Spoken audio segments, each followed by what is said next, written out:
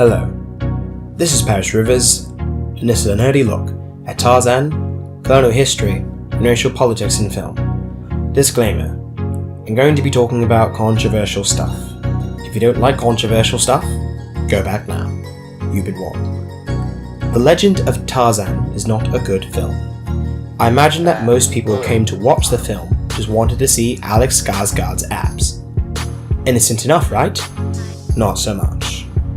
The film is tangled in racial baggage and revisionist history. Normally, I would have just done a bog-standard review of the movie. However, with the movie using terrible events in history as the backdrop for what is essentially meant to be an innocuous fantasy adventure, I had to voice my opinion.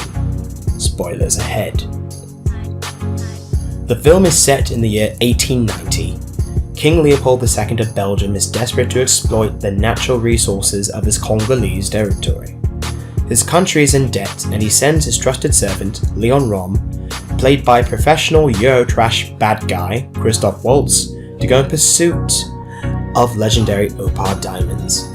Unfortunately for them, there are already natives inhabiting the area. He strikes a deal with the chieftain, Tarzan, for the diamonds. The reason being, Tarzan had previously killed the chieftain's son. Meanwhile, back in England, Tarzan is invited to the Congo by the Belgian government. Samuel L. Jackson, I know this character's name, but I'm gonna call him Samuel L. Jackson anyway. He attempts to coax Tarzan to return so he can get into the Congo himself. The reason being, he wishes to investigate rumours of slavery. Margot Robbie tags along, and together they uncover King Leopold's plot to exploit and enslave the natives. Tarzan takes off his shirt, Samuel L. Jackson says some things, and somehow they manage to foil the modern mechanized army with animals. Now, don't get me wrong. I have nothing against silly action-adventure films, which this is. However, I have issue with how the film basically trivializes slavery, the atrocities of the Congo Free State, and European colonialism. It's merely an obstacle for a white male protagonist to overcome. In essence, it's just another white savior film. The fact we are still seeing these movies like this in 2016 is troubling. For those of you who may not know, the Congo Free State was created in 1885 by a number of European investors headed by King Leopold II. European powers decided to grant the Congo Basin to him after the Berlin Conference under the pretense he would civilize the Dark Continent. Initially, the large territory was a huge financial burden until the international demand for rubber boomed. You may think this may have been a good thing for the economy, but unfortunately, it was just plain exploitation. Quote, Congolese workers were sent out into the jungle to slash down vines and layer their bodies with rubber latex. Later, they would scrape it off their skin, often taking flesh and hair with it. The work was labour-intensive and injurious to health. The only economical way to collect it was via the forced mobilization of Congolese society. The Congo Free State evolved from a vanity possession into a slave plantation. Unquote. Although not particularly well known in the greater public consciousness nowadays, this terrible regime lasted from 1885 to 1908 for international pressure ousted the Congo from Leopold's control. His regime was exceptionally brutal. Not only were the Congolese forced to harvest rubber, but also palm oil, ivory, and valuable minerals. Corporal punishment was used to force villagers to meet absurd rubber gathering quotas, as well as taking hostages. One popular method of coercion was kidnapping the families of Congolese men, who were then forced to reach these quotas for the release of their families. Leopold kept the natives in check with a paramilitary group called the Force Publique. The group was made up of Africans led by European officers.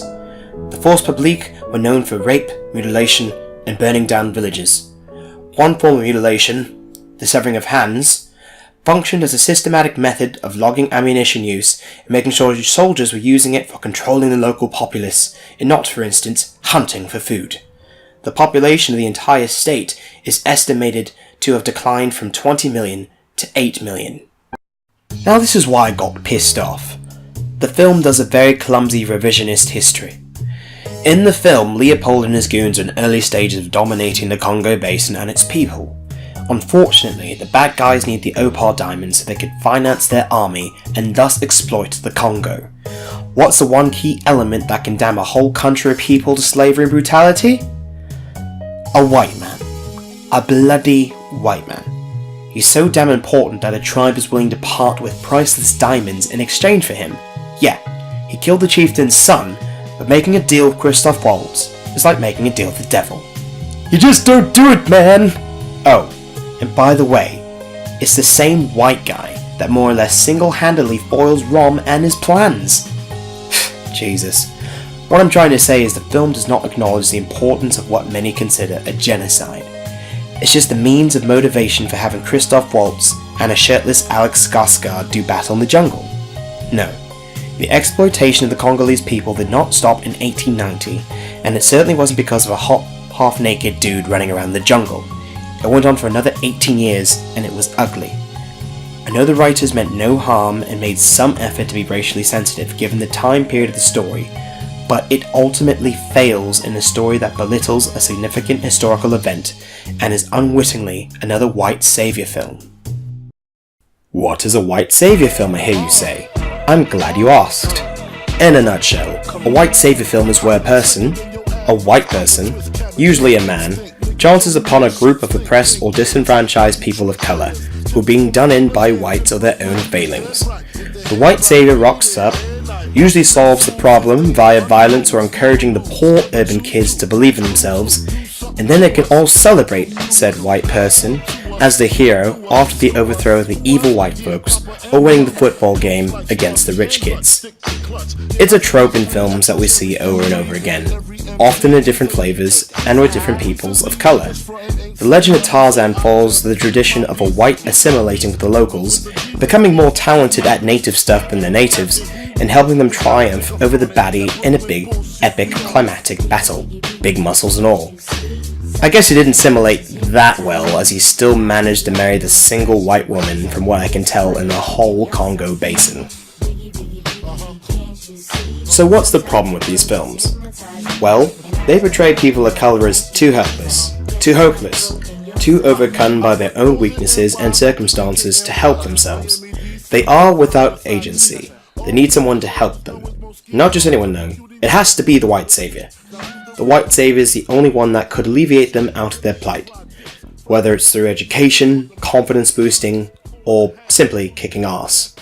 The problem with these films is you just don't see enough people of colour solving their own problems, or simply having the story being told from their perspective. The problem with this style of narrative is that it relegates people of colour to certain roles in films that by and large are not particularly positive. It reinforces negative stereotypes and to an extent dehumanises people of colour. Given, the black people in The Legend of Tarzan aren't doing anything overly obnoxious or offensive compared to some other films. However, their role in the story is largely passive. They're just chess pieces in the larger machinations of the white antagonist in Tarzan. Samuel L. Jackson seems to be the only character who kicks some form of ass and has a clear and interesting motivation. Unfortunately, I think he was included to alleviate racial tension implicit in the story and the time period. It's okay, audience. We got a black guy backing us up. We can't be racist because we got a black friend helping us fight slavery. Oh, did we also mention he fought in the Civil War? The chieftain, who initially wants Tarzan dead, changes his mind after a few choice words from Samuel L. Jackson. This is after Tarzan puts the beat down on a few of his coloured tribesmen, of course. Also, I could see what the writers did by having Jane and Tarzan identify the Congo as their home. It's attempting to sweep the prejudices of the story in the era under the rug. It's okay, folks. Jane and Tarzan identify with the Congolese. They're one of them. Well, that still ignores the fact that the only two white people in the area still married each other, and they have a big fuck-off mansion back in England. The filmmakers are not doing anything sinister or anything nasty on purpose, but the subtle and not so subtle implications have to be addressed. The film, although it tries to ignore it, still has a superior-inferior thing going on between the blacks and the whites. You see it a lot in films. Hollywood still largely casts mostly white actors, and people of colour still often stuck in background or stereotypical roles. Hey, They could have done something interesting or different with this old story. They could have possibly made Jane a local African girl, or even have Tarzan be a feral child from African stock rather than Anglo-Saxon. These are different ideas and could have made a new and refreshing spin on a tired story. Have more ethnic protagonists taking charge in their own stories.